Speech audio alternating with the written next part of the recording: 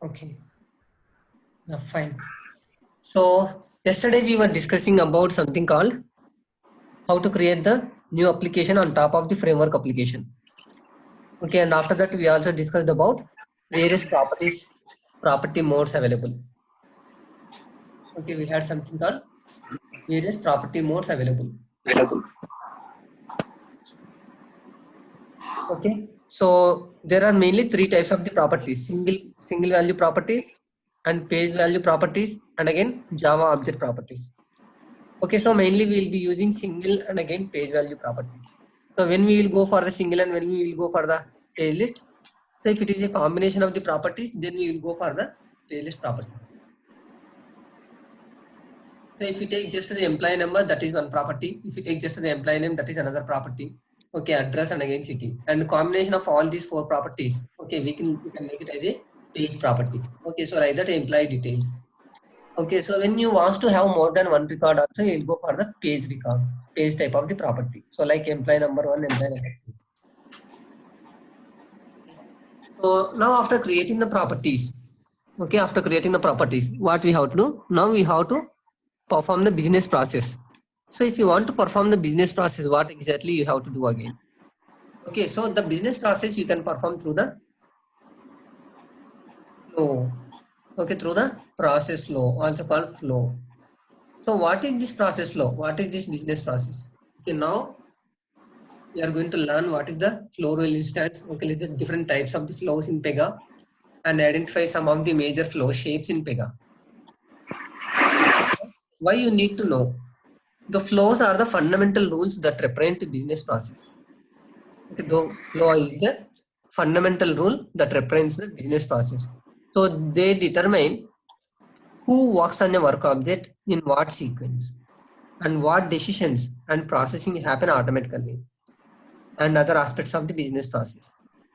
So these are the things we can perform, we can specify in the Pega through flow here. Okay.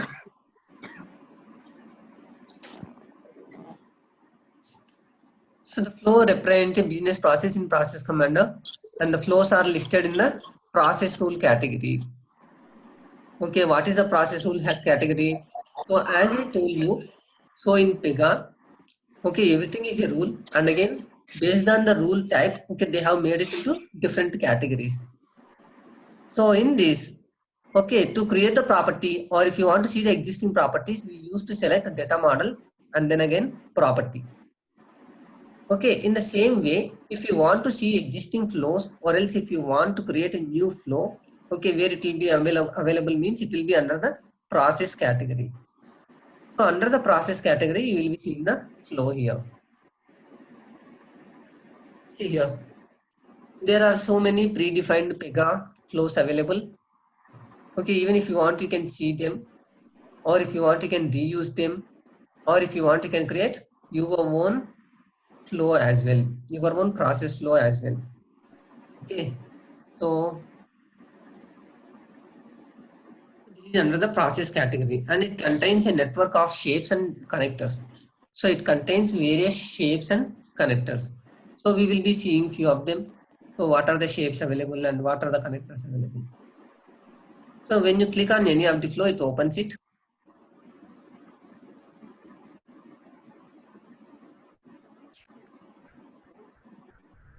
Okay, this is one of the sample flow which is created by Pega. Okay, this is one of the sample flow. So the flow contains many of the smart shapes. Okay, here by default it contains only 3, and if you want to add, you can add few more shapes as well. Okay, so we will learn and we will discuss how to add the new shapes or new flow, new connectors and everything, and what is the purpose of the each and every shape will come to know. So mainly there are four types of the flows available. Okay, starter flow, straight through process flow, screen flow, and again subflow. So what do you mean by each and every flow type? What is the purpose of that each and every flow type? So generally while creating the process flow, we used to create the starter flow. Okay, we used to create the starter flow. Okay, whereas in the starter flow, okay, it supports creation of a new work object. Okay, it supports creation of the new work object. So what is the work object? Okay, work object is nothing but a object for the class instance. I hope everyone remember. So initially we said that, okay, a class is like a just the definition, and an object is a instance of the class. So that means an object is going to create the memory. Okay, it is going to create the memory, and then in that it is going to store all the values which we are going to enter. Okay, like employee number, employee name, address, and city. So that we define in the class, and when you create an object, then only it is going to create the object. So here also initially we told you. Okay, so this is the class which we have just defined here. Okay, P1, P2, and again C1.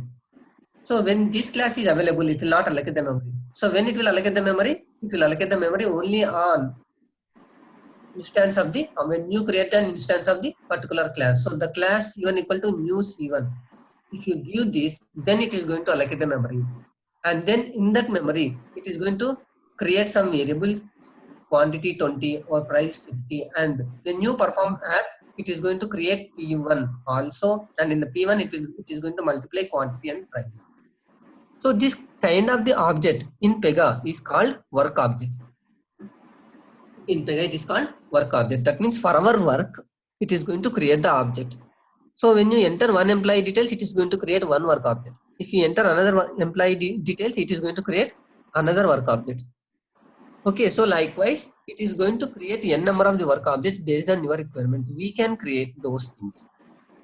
Okay, so that creation of the work object can be done through the starter flow. And then there is something called straight-through process flow. So what is this straight-through process flow? So it performed automatically with no human intervention. Okay, so that means when you are running the flow, okay, so in the initial screen, you are going to enter the employee personal details, and later you will be getting the second screen. In the second screen, again, you will be asking, or else you will be routing to the particular department to verify the documents or something like that. Once the document is verified, okay, if everything is fine, we can approve the loan. Otherwise, we are going to requesting for some more information. So that kind of the process, if you want to do manually, then we can go for the starter flow. But whereas in the straight-through process flow, it will not be done anything. So here, you can give an example for this. Okay. So what exactly?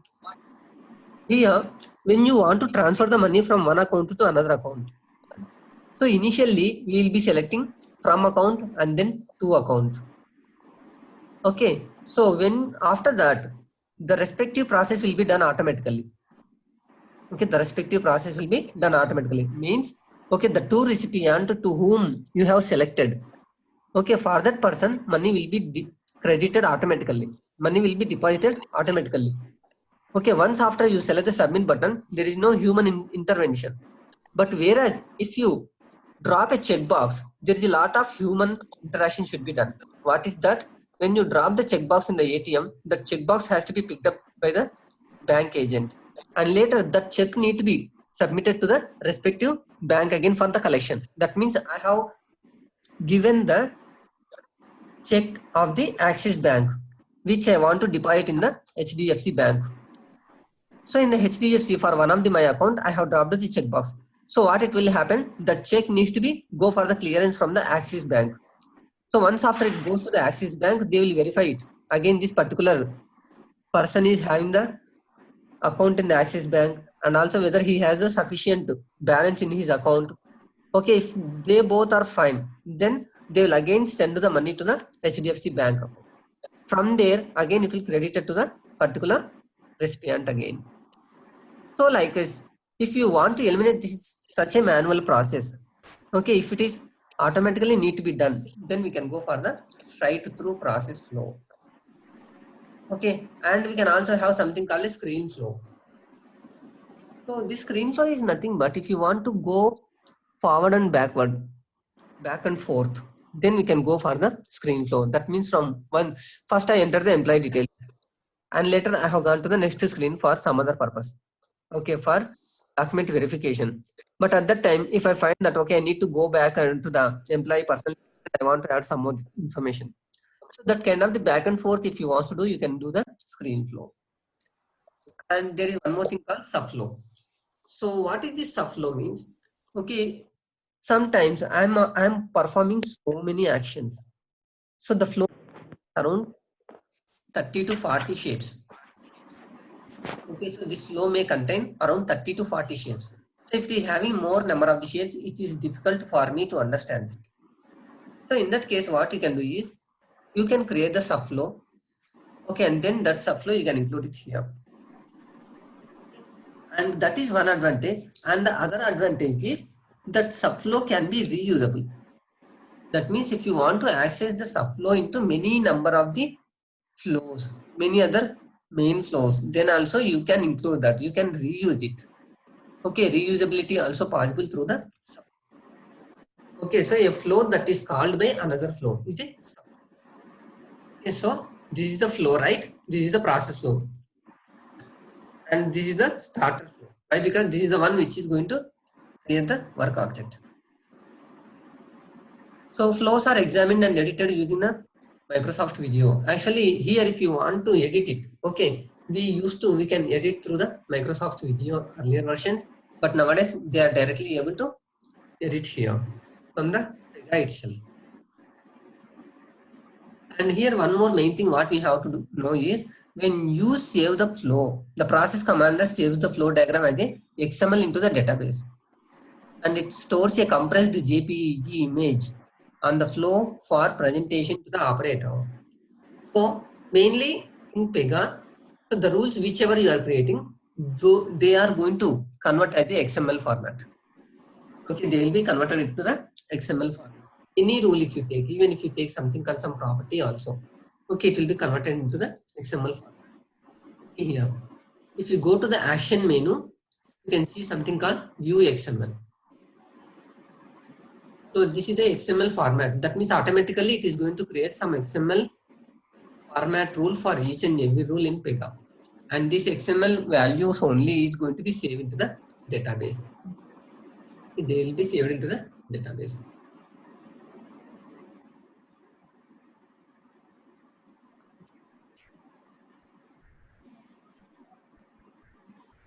So and this is the sample. So in the same way, we'll be having here sample. So this is the sample video. Okay, so we'll be seeing that, okay, various flow shapes.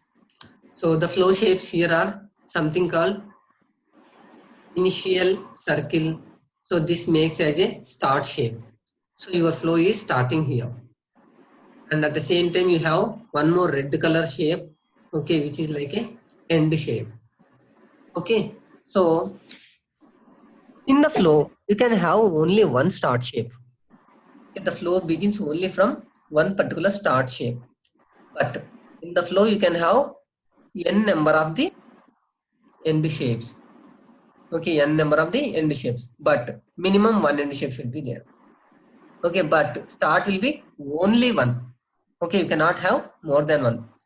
End can be minimum one, but you can have n number of the end shapes. That is the difference. Only one, and here minimum one, n number of the end shapes. Okay, in between that, okay, you can have these are the arrows. They are called connectors. Okay, they are called connectors. That means it is going to indicate from which shape to which shape you want to move. Okay, when you run the flow, from which shape to which shape you want to move, that you can specify through the connectors. You can do the connectors. Okay, and in between this, there is a one rectangle is there. This is called assignment shape. Okay, this is called assignment shape.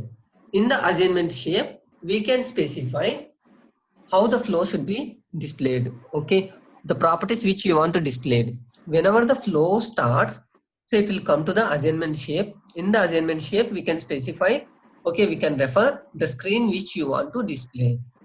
So, and again, as I told you, in case if you want to have multiple, okay, if you want to have multiple screens, we have to include multiple assignment shapes here.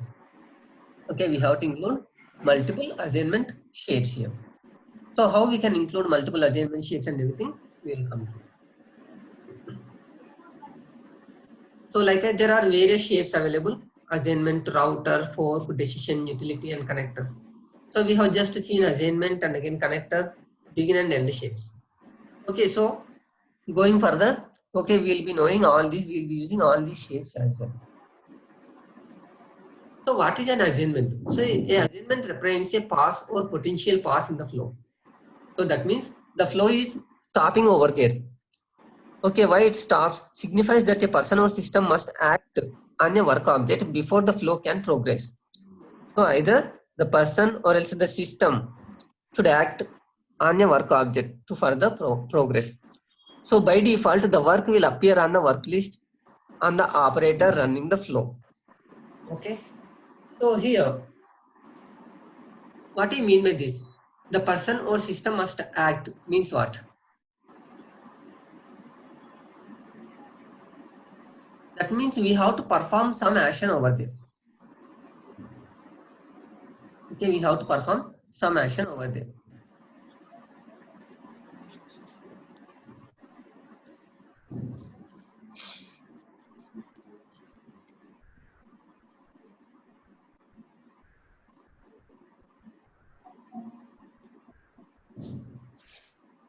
Here there is some predefined flow is available, that is called main flow. Okay, so this main flow, when you run it, it is going to display like this. Okay, so here that means it is going to stop here. Okay, why it is stopping here? That means it is asking the user to enter. Okay, it is asking the user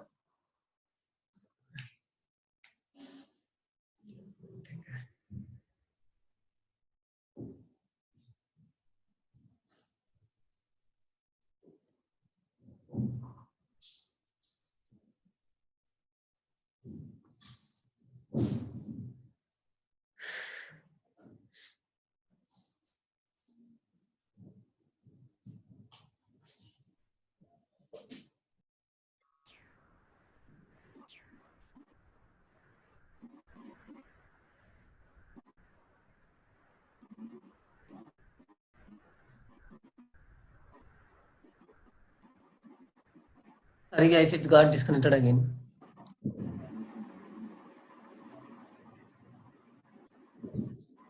Okay, so here it is asking the user to enter the values in properties. So that is the reason why it is asking. So it is as per this, what it said, user must act on work object before the flow can progress. So here if you take this main flow, we have various shapes. So here start shape, and then it is going to update the status and then show the wizard. So this show is wizard. This is different with the previous shape assignment.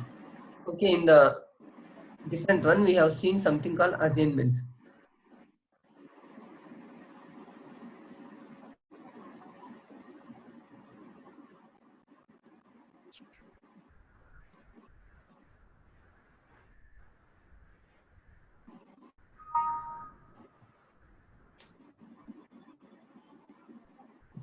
See, that is the subflow which I have opened it, and this is again one more subflow.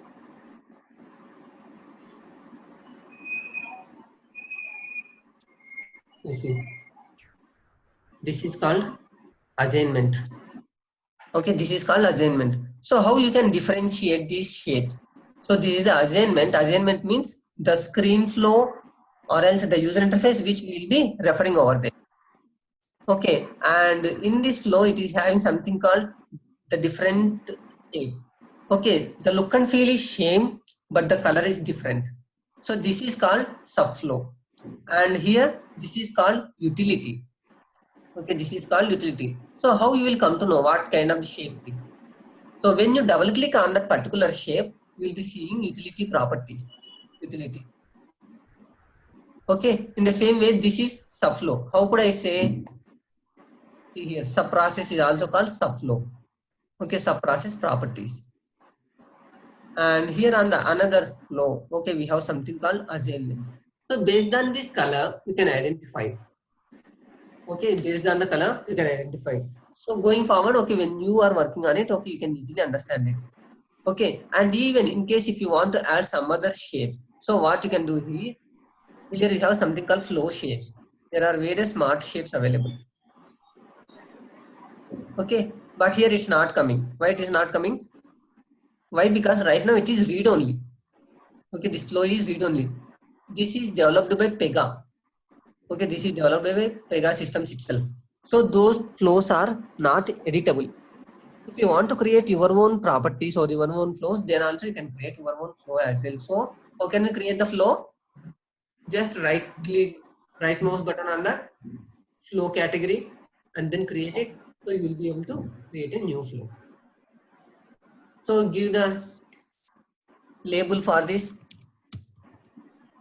else customer details.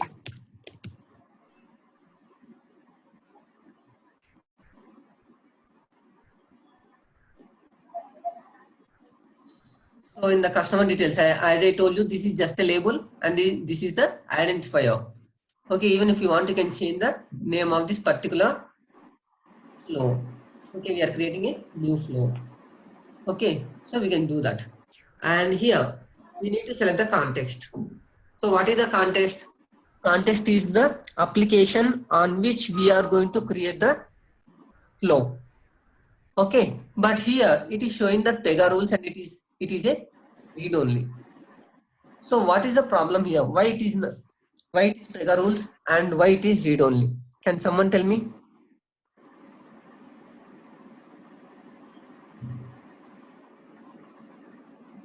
I told you this is the application, right? So now you tell me why it is read only.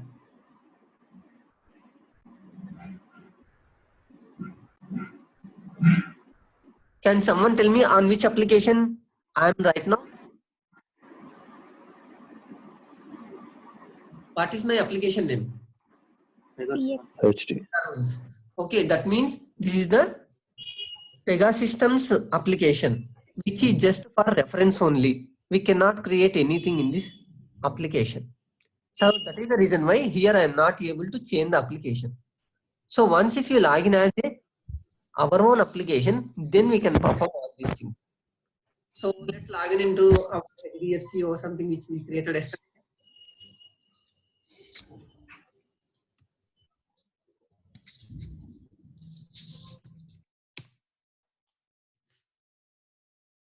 Yeah, now we are into the application of HDFC framework. Let's change it to the implementation.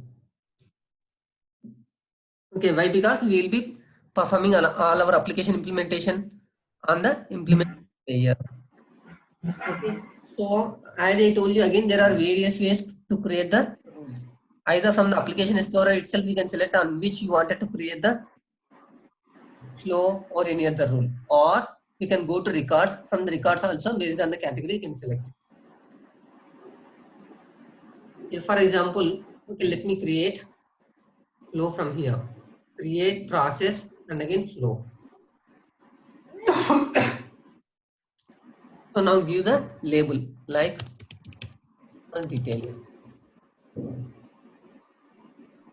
So, and the identifier is customer details. Okay, I would like to keep the same name. And again, now you see this is the editable. So where you wanted to create it. Now again applies to. Okay, in which class you wanted to create it. I want to create it in the work class itself. Okay, so and again I told you the rule set. So the rule set is a collection of the rules. So I'm going to create it in the implementation rule set on 010101. Okay, just this is enough. Okay, this we will discuss later, current work item. Okay, now select create and open. Okay, so now when you select create and open, see by default it is showing only 3 shapes in this. Okay, this is the start, end, and again this is what? Assignment shape. And if you want to include any other shapes, go to flow shapes. Here you can see various flow smart shapes. So right now this is the assignment shape which we already included. In case if you want to include some other flow in this, you can select subprocess. If you want to include utility, you can select the utility. Okay, decision, start, end, and in the same way we have various smart shapes again. Okay, we will discuss in detail in coming classes. So right now this is the flow available. So just save the flow. Sorry guys, it may disconnect again. In case if it disconnects, okay, let's rejoin. Most probably.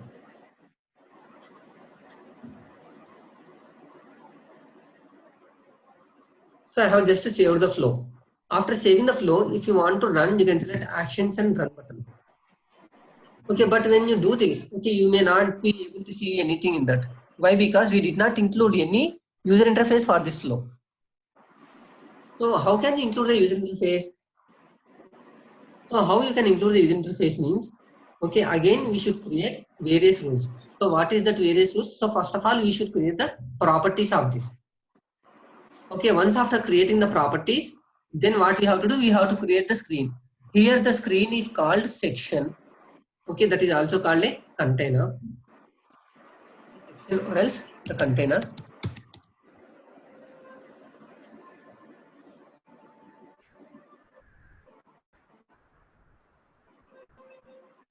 Like we can have n number of the sections. Like here,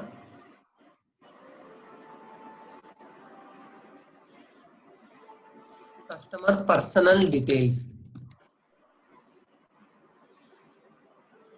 This is one section for accepting the personal details.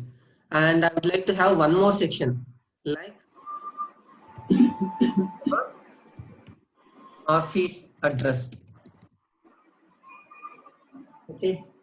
And again, I would have one more.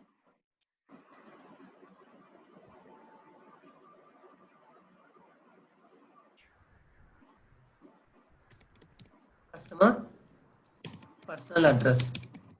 Okay, likewise you can have n number of the sections. And once if you have n number of the sections, what you can do, you can make them into the group. Okay, so that is called the flow action. So you can have one more.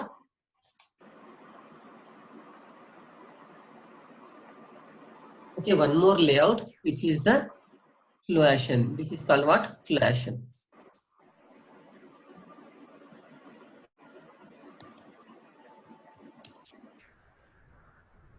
And this is called what? This is the section. This is one section. This is another section. This is another section. So like that total, I created 3 sections. Okay, in this section, I can have the properties. Like employee number, employee name, you know, office address, age, home address, like this. So like this, you need to have these all are the rules, mainly user interface rules. So under the user interface rules, you will be having like sections, and these sections will be the flow action. Okay, once if you create the flow action, then you can include in the flow here. Okay, you can include in the flow here. So for this, first we will create some of the properties. So what are the properties we can have? Like number, name, age, okay, and then address details. So we have something called customer name. Let's have it.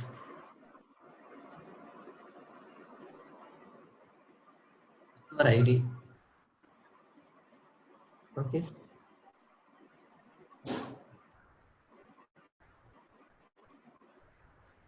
And then customer age.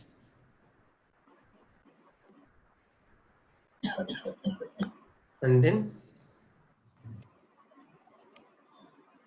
customer house address.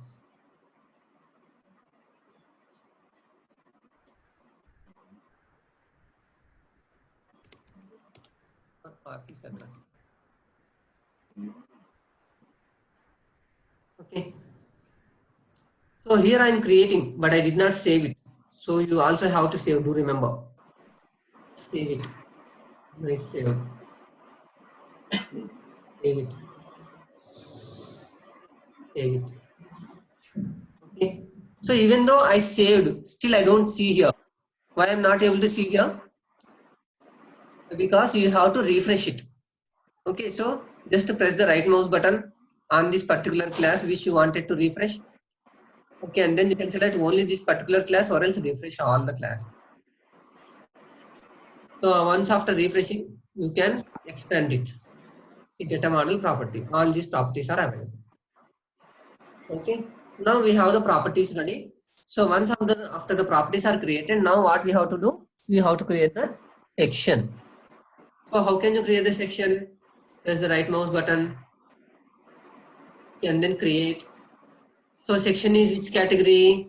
That is like a user interface, right? So under the user interface, we will be having something called section. Okay. So label it.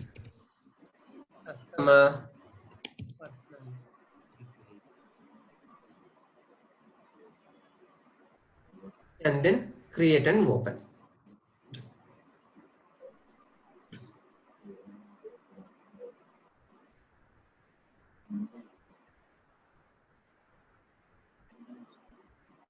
So it has created a section, okay, with the empty one, with no values present in that. There are no properties available. There are no variables available.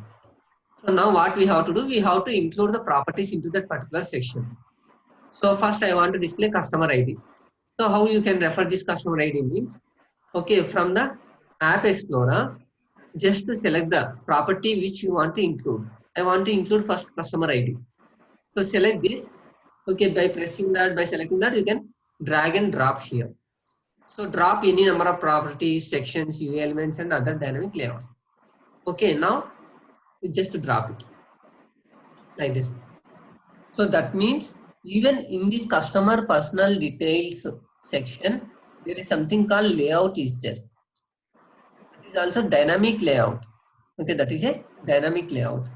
So this is one of the advantage of the Pega 7, this dynamic layout. So what is this dynamic layout means? Okay, based on this dynamic layout only, when you open the application in any device, maybe it is in the tablet, otherwise it's a mobile, otherwise it's a laptop. So based on the size, it is going to adjust accordingly. The size of the properties, okay, will be adjusted accordingly. So that feature is mainly through this dynamic layout only. Okay, so now I included customer ID and later I want to include customer name. Okay, after that I want to include gender. Okay, and after that I want to include age. Like this, with these 4 properties I wanted to create one section. Okay, this is the customer personal details. Okay, now I want to create one for personal address and other one for home address. So how can you create it again? So you can either go to the actions menu. Okay, here also you will be having the create option. Okay, otherwise again you can press the right mouse button, create, user interface, and again section.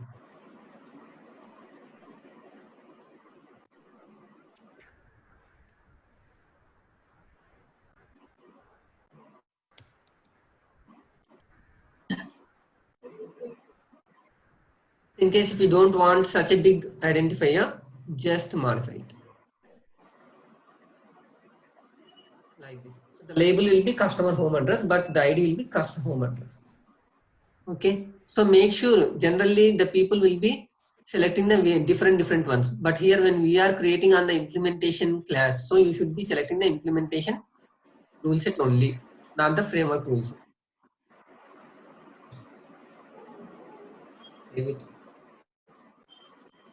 So in under the customer home address, so again as it is a new section, there is only one dynamic layout. Okay, so just to place that home address property. Okay, and even in case if you want to change this label, okay, so I placed this property, but I want to change this label. So how can you change? Just again double click on the particular property. So when you double click also, it will open something called one property panel. Okay, which is for this particular property. So in this particular property panel, okay, here we can update it. You see here it is showing that